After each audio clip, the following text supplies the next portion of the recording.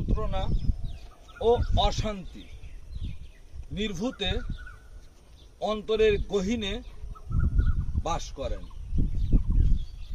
কারণ নিজেকে নিজে সময় না দেওয়ার জন্য।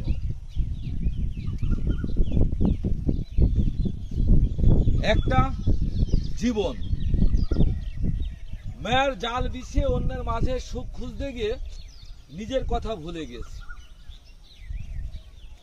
ঠিক যাদের মাঝে সুখ খুঁজতেছি চলতে চলতে অনেক দূরে চলে গেছে। আমার শরীর ক্লান্ত, যৌবন শেষ, নীরবতায় থেমে গেছি, স্তব্ধ হয়ে গেছি, বুঝতে পারি নাই। ঠিক ওই মুহূর্তে নিজের দিকে তাকিয়ে দেখি যে আমার ভিতর অঝরে রক্তক্ষরণ হচ্ছে। কারণ আজ আমি শূন্য হয়ে গেছি। আমি যাদের মধ্যে সুখ খুঁজেছি তারা অনেক দূর চলে গেছে। আমার শরীর বলছে তুমি আমার জন্য 1 মিনিটও সময় দাও নাই, তুমি আমাকে নিয়ে ভাবো নাই, তুমি যাদেরকে নিয়ে ভেবেছো তারা আজ কোথায়? তুমি আজ আমার কাছে কেন হাও হাও করে কাঁদছো?